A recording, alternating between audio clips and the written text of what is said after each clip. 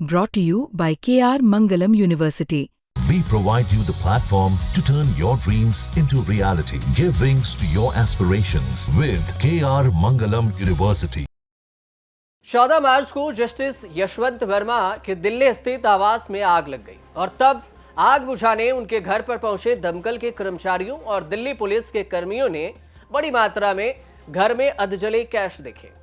और इसके बाद 22 मार्च को जांच के लिए 3 जजों की एक कमेटी बनाई गई। उस वक्त justice Verma Delhi high court के जज थे। मामले को लेकर सवाल उठा, सुप्रीम कोर्ट ने एक्शन लिया और इस घटना के बाद उनका तबादला दिल्ली हाई कोर्ट से इलाहाबाद हाई कोर्ट कर दिया गया। 4 मई को 3 जजों की कमेटी ने जांच रिपोर्ट तत्कालीन सीजेआई संजीव खन्ना को सौंपी थी। इसमें जस्टिस वर्मा को दुराचार का दोषी माना गया था। 8 मई को पूर्व सीजेआई ने रिपोर्ट राष्ट्रपति और प्रधानमंत्री को भेज दी और अब चर्चा है कि जस्टिस वर्मा को पद से हटाने के लिए संसद में प्रस्ताव लाया जा सकता है, यानी कि इम्पीचमेंट, यानी कि महाभियोग। अब इस सब के बीच में इलाहाबाद हाईकोर्ट के जज जस्टिस यशवंत वर्मा की ओर से सुप्रीम कोर्ट में एक याचिका दायर की गई, जिसमें दलील यह दिया गया कि बिना उनका पक्ष सुने कोर्ट ने अपना आदेश दे दिया। और अब जस्टिस वर्मा की याचिका पर सुनवाई से मुख्य न्यायाधीश सीजेआई बीआर गवई ने खुद को अलग कर लिया है। क्यों?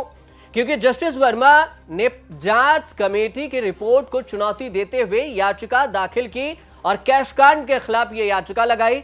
इस पर इलाहाबाद हाईकोर्ट के जज हैं अभी जस्टिस वर्मा, और इस याचिका में उनके तरफ से जो याचिका लगाया गया वो एडवोकेट कपिल सिब्बल ने सुप्रीम कोर्ट में रखी। कपिल सिब्बल ने जो तर्क दिया वो पहले समझिए। कपिल सिब्बल कहते हैं कि जस्टिस यशवंत वर्मा ने अपने खिलाफ आई रिपोर्ट और उन्हें पद से हटाने की पूर्व चीफ जस्टिस के सिफारिश को चुनौती दी है। मामले में कुछ संवैधानिक सवाल हैं। कपिल सिब्बल ने कोर्ट से यह कहा है कि याचिका में कुछ संवैधानिक मुद्दे उठाए गए हैं और इसे जल्द से जल्द सुनवाई के लिए लिस्ट किया जाना चाहिए।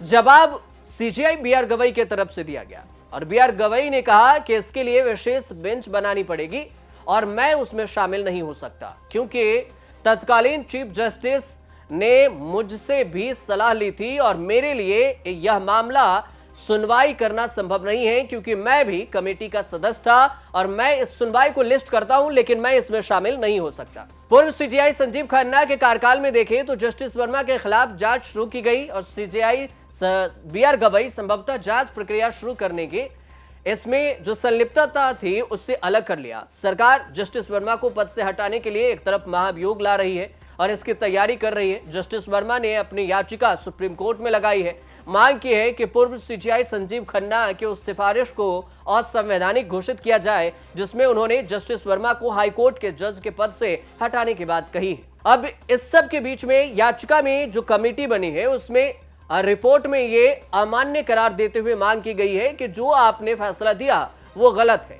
जस्टिस वर्मा का कहना है कि कमेटी ने उन्हें उनका पक्ष रखने का मौका ही नहीं दिया और पूर्व निर्धारित सोच के आधार पर काम किया, निष्कर्ष दे दिया और उन्होंने कहा कि इस बात की जांच की जरूरत थी कि वो कैश किसका है, लेकिन कमेटी ने सही जांच के लिए टाइम नहीं दिया और सही जांच की बजाय हमें यहां से ट्रांसफर कर दिया। कैश किसका है यह पता नहीं चला। जस्टिस वर्मा ने याचिका में 5 सवाल उठाए हैं और इसके जवाब मांगे हैं, साथ ही 10 तर्क दिए हैं जिनके आधार पर जांच समिति की रिपोर्ट रद्द करने की मांग की गई है। महाभियोग की सिफारिश रद्द करने का अनुरोध किया गया है। जस्टिस वर्मा ने याचिका में यह भी कहा है कि नोटों की बरामदगी पर समिति को इन 5 सवालों के जवाब देने चाहिए। कौन से हैं 5 सवाल? तो इसमें बाहरी हिस्से में नकदी कब और कैसे किसने रखी थी, मतलब घर के कैंपस में कौन रखा ये कैश और कितनी नकदी रखी गई थी, नकदी असली थी या फिर नोट नकली था, इसके भी जवाब देना चाहिए। क्या याचिकाकर्ता किसी भी तरह से 15 मार्च 2025 को बचे हुए नकदी को हटाने के लिए जिम्मेदार था? ये सारी चीजें जो सवाल पूछा गया है अपनी याचिका में जस्टिस वर्मा के द्वारा। तर्क भी दिया गया। राष्ट्रपति और प्रधानमंत्री को जो महाभियोग भेजा गया उसमें कहा गया कि सिफारिश में अनुच्छेद 124 और 218 का उल्लंघन किया गया है। कैश कांड में एक तरफ जस्टिस वर्मा घिरे हैं और वो पद से हटाने के लिए उनके खिलाफ संसद में भी महाभियोग इम्पीचमेंट लाने की कार्रवाई शुरू हो चुकी है। हाईकोर्ट के जज हैं अभी इलाहाबाद हाईकोर्ट के और उनके खिलाफ जो इम्पीचमेंट की बात हो रही है, मानसून सत्र में ही लाने की बात हुई है और सोमवार को लोकसभा में 152 सांसदों ने जस्टिस वर्मा के खिलाफ लाए गए महाभियोग प्रस्ताव पर साइन भी कर दिए, हस्ताक्षर कर दिए। राज्यसभा के 14 सांसदों ने जस्टिस वर्मा के खिलाफ इम्पीचमेंट प्रस्ताव पर का समर्थन किया और साइन कर दिया। लोकसभा के अध्यक्ष हैं ओम बिरला और राज्यसभा के तत्कालीन सभापति जगदीप धनखड़ ने भी सांसदों का सिग्नेचर लिया और उसके बाद इसका ज्ञापन, इसका नोटिस जस्टिस वर्मा के खिलाफ महाभियोग चलाने के लिए आगे की कार्रवाई शुरू करने के लिए भेज दिया। संविधान के अनुच्छेद 124, 217, 218 के तहत यह महाभियोग इम्पीचमेंट का प्रस्ताव BJP, Congress, TDP, JDU, CPI सहित तमाम सत्ता पक्ष और विपक्ष सभी मिलकर इस पर साइन किया है और इससे समर्थन से सिग्नेचर किया गया है ताकि जस्टिस वर्मा के खिलाफ इम्पीचमेंट लाया जाए। लेकिन एक और बात अंत में यह भी समझिए कि यहां पर दिलचस्प खेल यह हो गया कि इधर राज्यसभा के तत्कालीन सभापति जगदीप धनखड़ ने यह कहा कि हाईकोर्ट जज को पद से हटाने की प्रक्रिया शुरू करने के लिए जो जरूरी संख्या है उससे ज्यादा सांसदों का नोटिस उन्हें मिला है और अगले ही दिन जगदीप धनखड़ खुद ही अपने पद से इस्तीफा दे दिए और अब नए सभापति के पास यह दायित्व है कि वो इम्पीचमेंट को किस प्रक्रिया से आगे लाते हैं। क्या ये मानसून सत्र में लाया जाता है, अगस्त के फर्स्ट वीक में लाया जाता है या फिर इसके लिए कुछ समय दी जाती है या फिर इसे टाल दिया जाता है।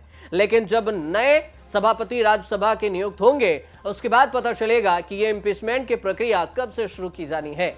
फिलहाल ये रिपोर्ट अगर सही पहुंची हो आप तक तो हमारे चैनल से जुड़िए और इसे सब्सक्राइब कर लीजिएगा और तब तक देखते रहिए न्यूज़ तक।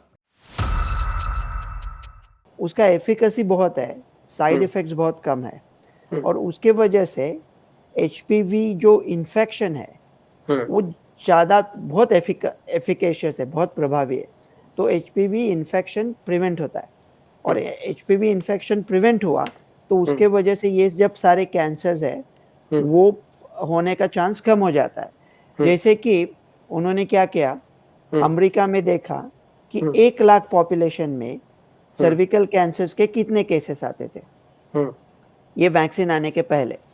तो 1 लाख महिलाओं में 1296 केसेस थे सर्विकल कैंसर से वैक्सीनेशन चालू होने के पहले और वैक्सीनेशन चालू होने के बाद 296 केसेस आए, तो बहुत ही कम हो गया। तो इसका रीजन ये है कि 2006 में जब यूएस में ये इंट्रोड्यूस हुआ तब उसके बाद अगर आपने यूएस का पॉपुलेशन देख लिया, मतलब यूएस के जो टीनेजर्स है उसका पॉपुलेशन देख लिया, तो अगर महिलाएं देखी पॉपुलेशन की, मतलब टीनेज महिलाएं देखी, तो लगभग 75% अमेरिकन टीनेजर्स ये वैक्सीन लेते हैं। अच्छा, अभी मतलब थोड़ा स्टाइलिश हो गया है ये कोविड वैक्सीन के बाद कि टीकों के बारे में ऐसे उलट सुलट बातें करना कि ये होता है वो होता है, अभी बहुत फैशनेबल हो गया है और शायद अभी थोड़ा कम हो जाएगा। लेकिन उसके पहला का एनालिसिस देख लिया तो 75% इंडिया के अमेरिका के फीमेल्स लेते थे, हाँ, और 59% मर्द।